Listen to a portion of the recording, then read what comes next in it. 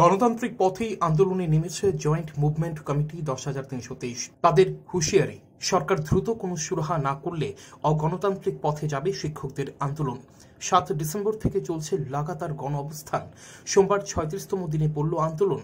আন্দোলন চলাকালীন ইতিমধ্যে কয়েকজন শিক্ষক শিক্ষিকা মারা গেছেন। এদের মধ্যে কেউ আত্মহত্যাও করেছেন। ক্ষোভে ফুঁসছেন চাকরিচ্যুত আন্দোলনকারীরা। তাদের অভিযোগ, এখনো সরকারের কোনো প্রতিনিধি এসে কথা বলেনি।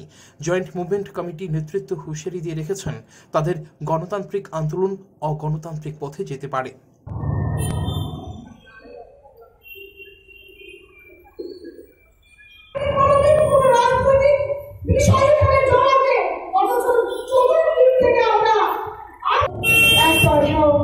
আমাদের ঘরে নেই হতাশায় একের পর এক শিক্ষক। আমরা যখন ৭ ডিসেম্বর থেকে জনমঞ্চ প্রথম শুরু করেছিলাম, তৃতীয় দিনে আমরা রাজ্যের মাননীয় মুখ্যমন্ত্রী এবং রাজ্যের সরকারের কাছে আমরা আবেদন রেখেছিলাম যে আমাদের সঙ্গে আলোচনা করে এই যে ১০,৩২৩ সমস্যার কীভাবে সমাধান করা যায় তার জন্য একটা সঠিক সিদ্ধান্ত নেওয়ার জন্য। কিন্তু রাজ্য সরকার আজকে প্রায় ৩৭ দিন হয়ে গেল আমাদের সঙ্গে কোনো আলোচনা করেনি, বা রাজ্য সরকারের তরফ থেকে কোনো প্রতিনিধি এখনও পর্যন্ত আমাদের সঙ্গে আলোচনা করেনি।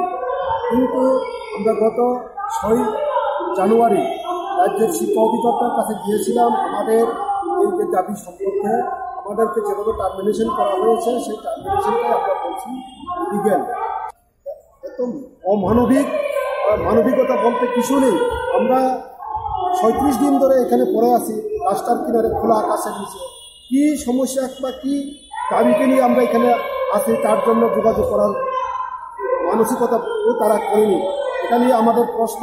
আবারও আমরা রাজ্য সরকারের কাছে আহ্বান রাখছি যাতে আমাদের সঙ্গে এই কয়েকদিনের মধ্যে আলোচনা করে যাতে আমাদের এই সমস্যা অতি দ্রুত সমাধান করে, এটাই আমি রাজ্য সরকারের কাছে আহ্বান রাখব।